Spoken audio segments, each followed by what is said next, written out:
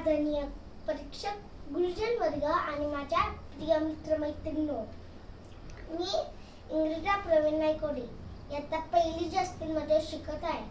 आज मी एक अतिशय खास विषयावर बोलणार आहे, माझी आई.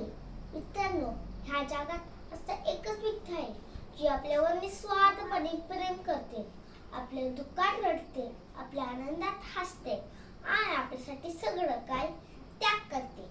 ती म्हणजे आपली आई. माझ्या आईचं नाव सोनिका आहे. ती शिक्षिका आहे. ती लहान मुलांना प्रेमाने शिकवते, पण घरी आले की ती माझी आई, माझी मैत्री, माझं संपूर्ण जग बनते. माझी आई रोज पहाटे होते, ते माझा टिफिन बनवते, मला शाळेसाठी तयार करते आणि मग स्वतः शाळेत शिकवायला जाते. दिवसभर किती काम असते तरी ती कधी कुरकुर करत नाही.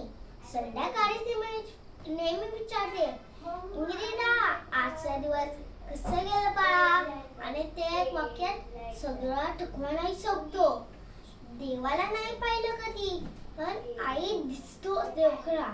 देवाला नाही पाहिलं कधी, पण आई दिसतोच देवखरा. तिच्या माईच्या कुशीत आहे समाधानाचा साठासरा. तिच्या माईच्या कुशीत आहे समाधानाचा साठासरा. मी आजारी पडले की आई रात्रभर जागी राहते, माझ्या डोक्यावर हात फिरवते, प्रार्थना करते, माझं मुलं लवकर बरं होऊ दे. आई स्वतःच दुःख विसरते, पण माझं आनंद कधीही विसरत नाही. आई मला शिस्त, प्रामाणिकपणा आणि दयाळपणा शिकवते. ती म्हणते, इंग्रिडा, नेहमी सत्य बोल आणि सर्वांना मदत कर. मी नेहमीच ऐकते, कारण मला माहित आहे आईचं मन देवासारखं असतं. आई म्हणजे एखादे सर्वात सुंदर नातं. ते माझा विश्वास आहे, माझं ताकद आहे, माझं सुख आहे.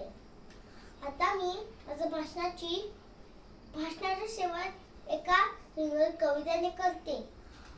आई, तुझं प्रेम समुद्राहून खोल, तुझ्याशिवाय आयुष्य आहे रिकामं गोल. आई, तुझं प्रेम समुद्राहून खोल, तुझ्याशिवाय आयुष्य आहे रिकामं गोल. तूच माझी ओळख, तूच माझं जग, तूच माझं हृदय आणि अभिमान, माझं स्वप्न. धन्यवाद.